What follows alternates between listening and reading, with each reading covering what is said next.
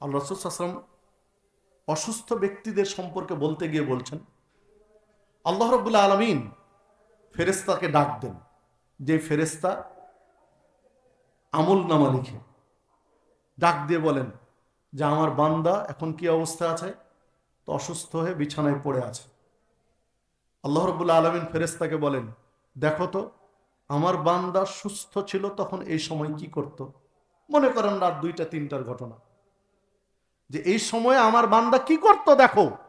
ফেরেশতারা দেখেন, তার আমলনামা বের করে দেখেন যে মহান রব্বুল আলামিন মাবুদ তোমার এই বান্দা সুস্থ যখন ছিল তখন এই রাত 2টা-3টা এই সময় এসে তাহাজ্জুদের সালাত আদায় করত।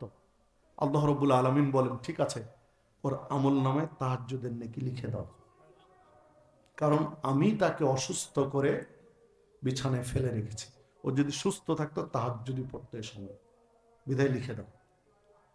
মনে করেন ফজরের সালাতের সময় হয় বা চাস্তের সময় হয়, অন্য একটা ইবাদতের সময় হয়, আল্লাহ আবার বলেন, দেখো তো আমার বান্দা এই সময় কি করত। ফেরেশতারা দেখে বলেন এই সময় এই ইবাদত করত। আল্লাহ রাব্বুল আলামিন বলেন, ঠিক আছে, ওই ইবাদতটা লিখে দাও, কারণ অসুস্থতার কারণেই তো সে পাচ্ছে না, আমি তো তাকে সুস্থতা দান করিনি, বিধায় নেকি লিখে দাও। সম্মানিত উপস্থিতি, এ হাদিস সহিহ। আমি যেটা বোঝাতে চাচ্ছি যে ওই অসুস্থ ব্যক্তি আমলটা করে নেকি পাচ্ছে না, না করে নেকি পাচ্ছে? না করেই পাচ্ছে।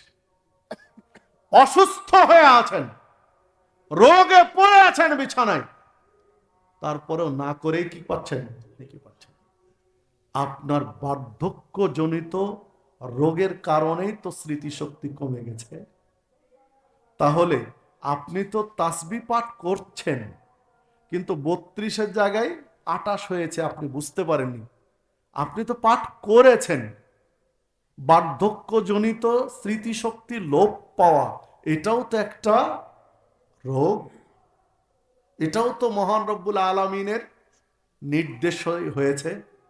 তাহলে ও ইবাদত না করে যদি নেকি পায়, তাহলে আপনি করে কেন পাবেন না? নিঃসন্দেহে পাবেন। যদি ভুল হয় গুনতে গিয়ে তবুও পাবেন, কিন্তু যখন আপনি বিকল্প পথ বেছে নিলেন তখন আপনি আর পাবেন। কেন পাবেন না?